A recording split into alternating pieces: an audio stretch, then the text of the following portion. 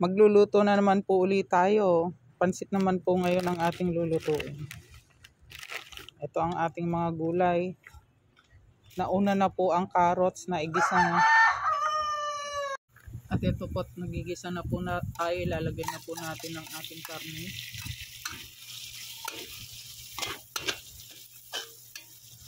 Pati na rin ang mga gulay.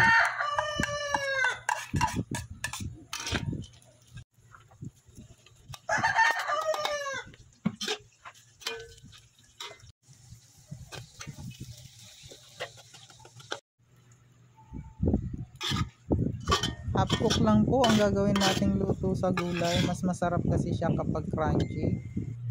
At iseset aside po muna natin ang mga gulay. Nating sabaw dito ay yung pinaglagaan po natin ng manok kanina. Yan, para mas lalo siyang malasa. Ilalagay na po natin ng toyo. Siya ng oyster sauce para pandagdag lasa. Pamintang durog. Perfect po ang lasa.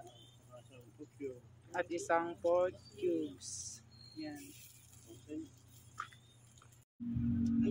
Ilalagay na po natin ang ating pansit.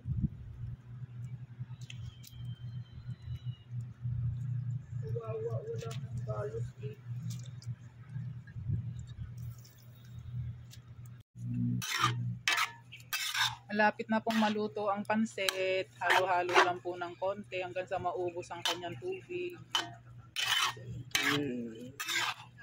Ilalagay na po natin ang gulay. Yan. Ayan ang masarap na gulay. Crunchy.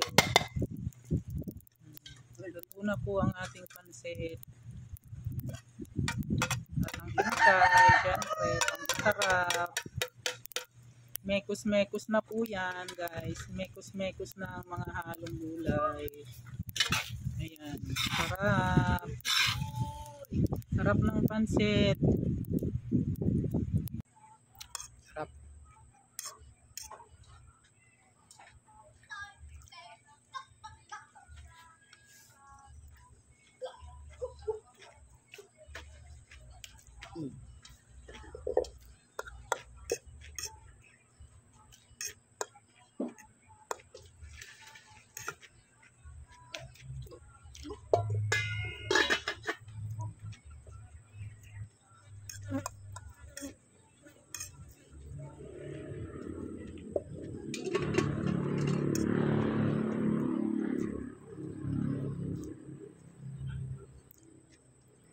Napakasarap na pansit.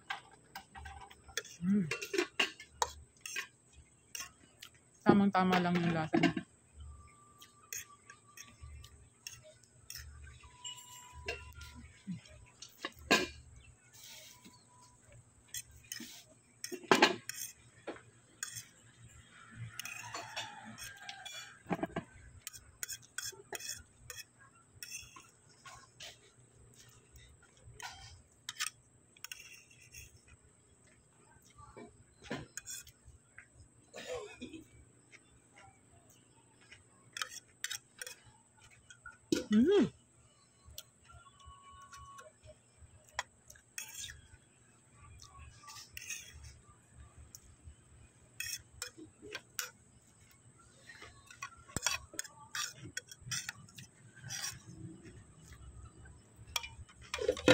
Taob.